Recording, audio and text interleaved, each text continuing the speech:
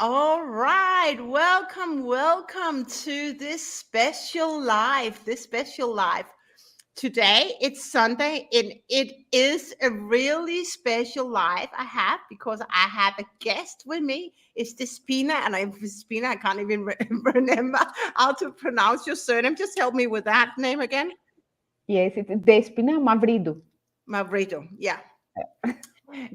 Despina Mavridou is a friend of mine. I'm so happy to have Despina. I'm so happy to have you here, Despina, because Despina is going to tell or speak at the conference that we're going to host next week, which is the 19th of February.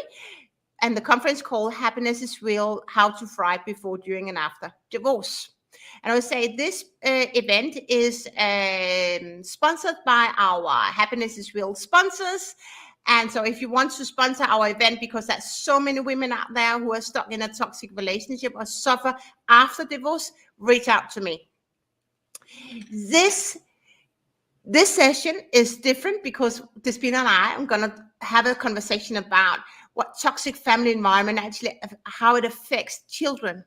And the reason I bring up this conversation or this topic is that there are so many women out there who don't understand or know how the toxic family environment affects their children. And that's why I have Despina on my live today, because Despina have some very, very important messages and experiences. So hang in, and if you're listening to this replay, listen it to the full end. Is that just going to last 30 minutes? Because I bet there will be some insights that you hadn't thought about. So stay tuned. But welcome, Despina. Welcome. I'm very happy to be here with you, Camilla, and thank you very much for the invitation. I am so thrilled that we can do this live together. And we're now live on LinkedIn, YouTube, and Facebook. And we will do a special Instagram live on Wednesday. So if you want to catch us live, follow me on Instagram, and then you can follow us and join our conversation. So, Despina, tell me a bit about your story. I know your story, but our audience don't know your story. So you're not a mom being stuck in a toxic relationship. So what was your experience with being in a toxic family environment? Well, I was a kid that was grown up in a toxic environment because actually my parents took a divorce when I was at 10 years old, more or less. And after that, I mean, I spent a lot of years being in the middle of their fights because, from the moment that the fights begin, and after that, when they decide to take the divorce, and after, in order to find a balance, there are many years that had to pass through, especially if the parents are not able to, to control, let's say, the emotions and the tension. So yes, this is my background. Mm.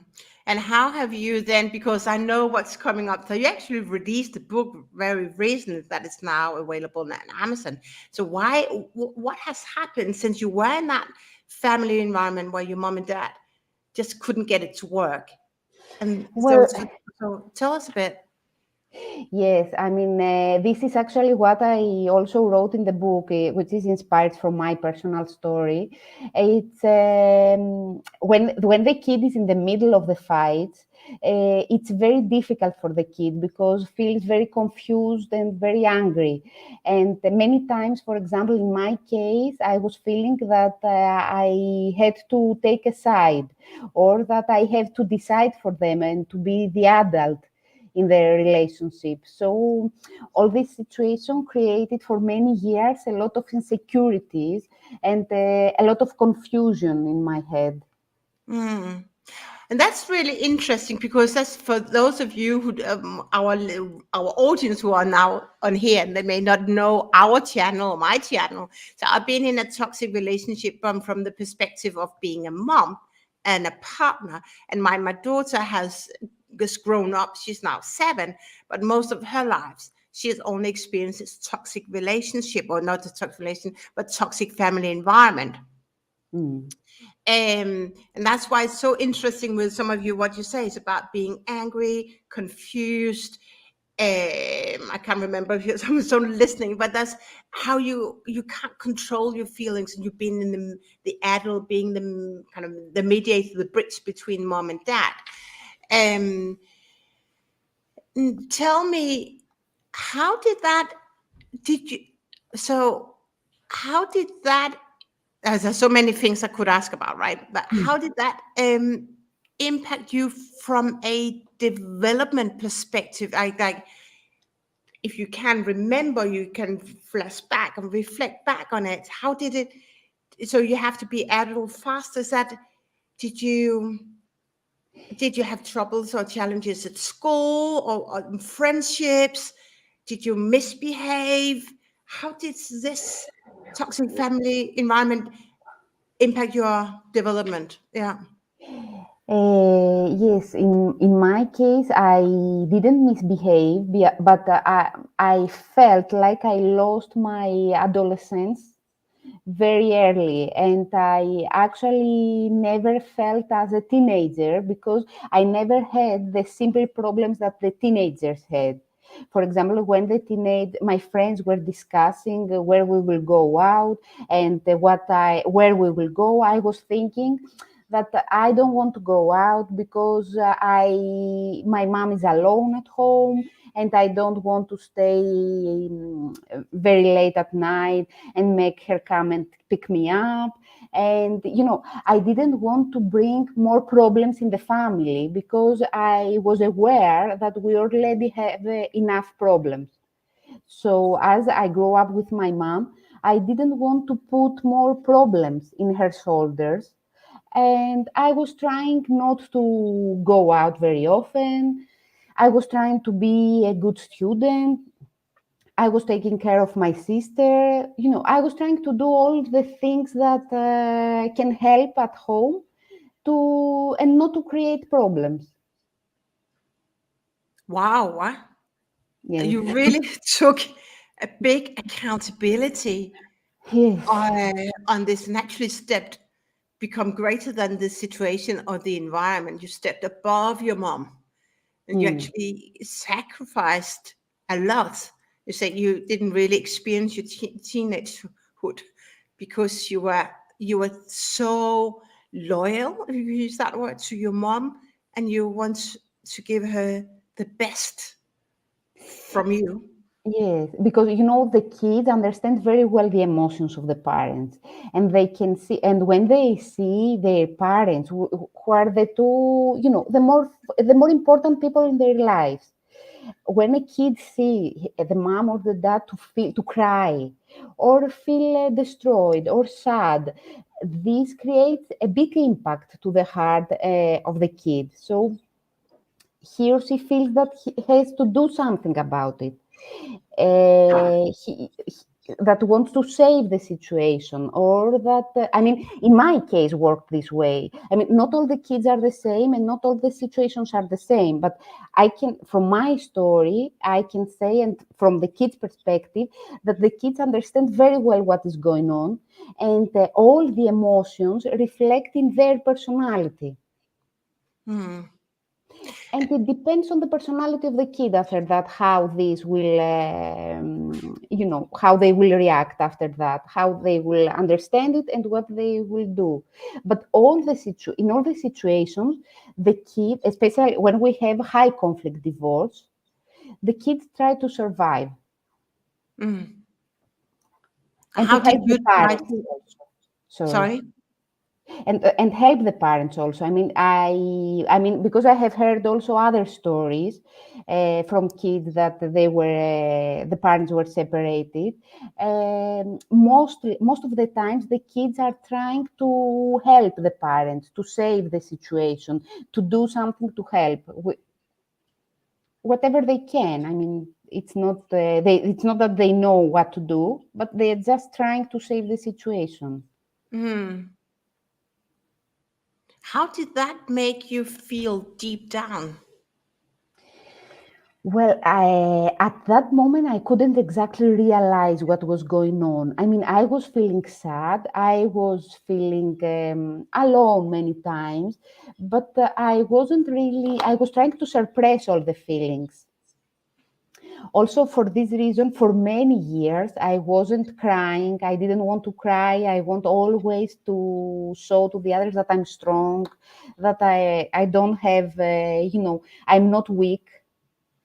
And it took me many, many years of therapy to start feeling again and to feel joy, to feel sadness also, because I was trying to surpass all of the emotions. Mm. That is a real. And how? So was you about 10? Was that your? I was 10 when all this started. Mm. Because it started with the fights. After that, it took them 1 or 2 years to take the divorce, and after that, it took 5 years where they were fighting, and we were in the middle. And in the end, I also took the decision that okay, I don't want to see my dad anymore, because it was a decision where I wanted to not to be in the middle anymore. So Yes. I said that, okay, I don't want to have any contact with my dad. And in my mind, it was something right to do, because it was the only way for me not to be in the middle. Yeah. How was your relationship with your mom when you actually stepped in and took a bigger role than you were actually supposed to do, right? But you took it because you wanted to make sure that things just worked out. But how was your relationship with your mom? And when that, I mean, did your mom did your mom understand the what how you actually showed up? And did she express concern or anything? Well, after a few years, when actually she also found her balance, because also my mom is a very educated person, has a very good job, financially she's fine, but she was feeling her emotions were very intense, and she was trying to survive. So for many years, she couldn't understand exactly what she was doing. And I can understand that now as a mom. Also, my dad couldn't exactly understand what he was doing and Yeah. how they put me in the middle. And I'm not accusing them for this, because I understand that it's very, very difficult. And actually, with my mom, our relationship, I mean, it's a very strong relationship. And she asked me also for forgiveness for all the things that she did, because she realized what she was doing. The problem is that from at some point in my life, I decided that I don't want anything to do with that anymore with both of them. I mean, I wanted a healthy relationship with both of them, and I want to be independent relationships. I mean, I don't want anymore to know my mom when I talk with my dad, or my dad to know when I'm talking with my mom, because I don't want again to be in the middle. You know, So actually, what you're saying, because it was so toxic and you took such a big role and you compromised, you sacrificed your your kind of your teenage years and going out because you went back to your mom because she was not going to be alone. Like suddenly, it seems to me that's at least what I said here is that now, as being an adult, you're still not relaxed in it because you're still a bit observant and very aware of how you show up and what you say, so you're not being trapped. I don't want to chat with. I want to have two separate relationships and adult relationships also, because Mm. for many years I was trying to protect my mom. So now I don't want to protect her anymore. I want to have an adult. She is the adult. I am an adult, and we discuss as adults, not as me to be the person that she will rely on, or the person that will save her, Mm. because for Oh, many years I had this role, and I don't want this role anymore. For for the last years, I wanted to, to delete this role from my life. And therapy was something that helped me with this. Yeah. Well, that's what that's not what I love you, but I love you. And that's why I bring you on as well on this stage for the Happiness is Real conference, because your experience, and it's like me, people say, well, it's so brave to stand out there and talk about it. But you as a brave woman as well. And I can feel my body stretching right now, because you've been in that with so many kids experience what just you Mm. have experienced. But what is so wonderful with you is that you go on stage and you want to convey and tell, and I say educate, that gonna take responsibility and become greater than the situation, and not leaning to your kids and giving kids a bigger role, because the impact that you have experienced, that you still experience, is much greater than no one would actually have ever had expected it to Yes. be.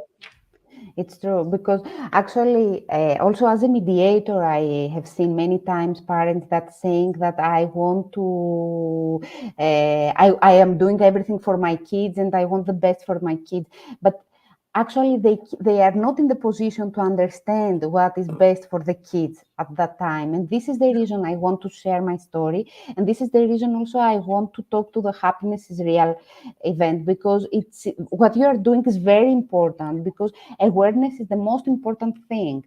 And it's, for me, it's crucial. Therapy is crucial for the parents, because this is the only way to help the kids also. Yeah. Yeah, and what's so great that you come and so the whole topic is both sensitive, it's sad, but there's also a lot of opportunity in this field to make it different, and not, as I'm used to say, it's like, don't do it the hard way. Learn Mm, from me, and then mm, do it the easy way, do it a different way. And the same goes for you. Don't do it the hard way. And like, I have never, before we connected, I never met a woman who was so openly, so yeah, not even openly, but talked about the impact it has on a child of being in mm. this the middle, the suddenly growing up, and how it affects. And that's why we're not we're not taught in school about this, or in our No.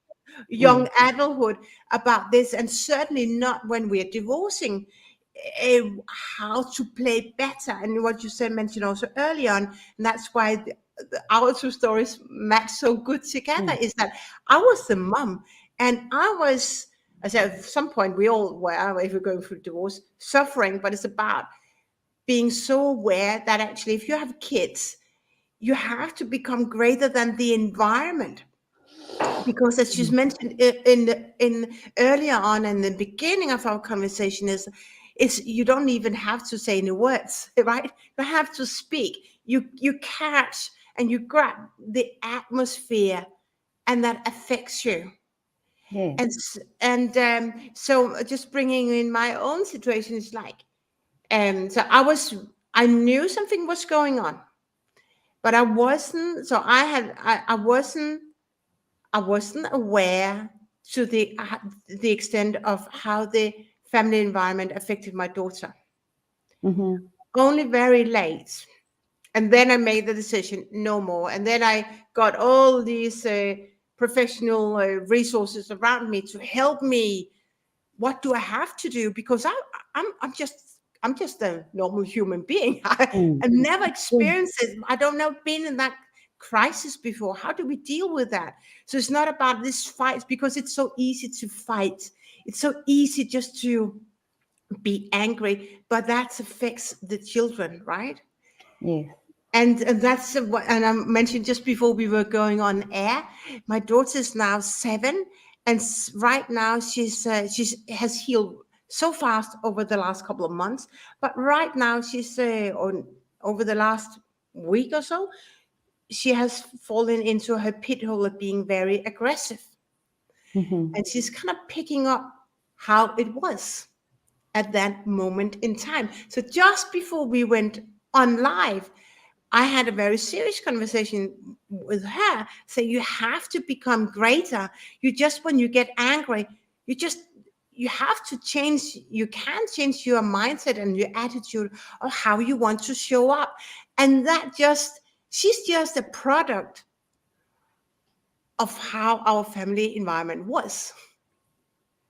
And now Yeah. she is healing, right? So that's why yeah, that's so I see it from one coin or one perspective, but you're actually in the middle of that. So when I share that story with Elizabeth Sophia, does can you resonate with what I share? Kind of. Yes, I can resonate because actually is you take many the way that the parents are acting and what they are doing and what they are saying, you bring it with you in your relationship. I mean, I did this for many years, and I wasn't 7. I was much older, but still, the way that they were reacting, my parents were acting, it was something that I also brought in my relationships when I was younger. And this is the reason also that I couldn't stay in a relationship for a long time.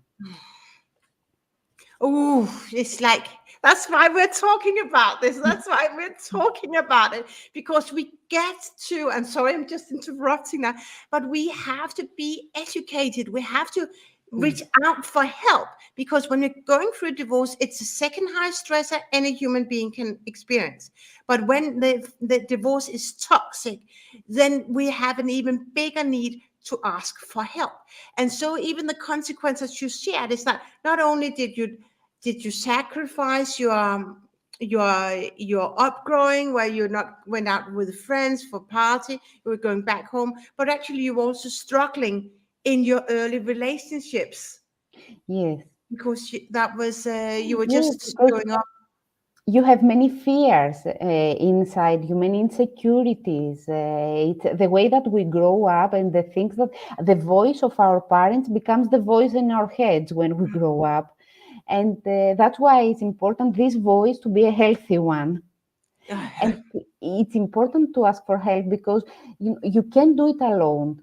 Divorce, it's a very difficult situation, especially high conflict divorce. And, people many times feel embarrassment or they feel ashamed or they feel that they fail.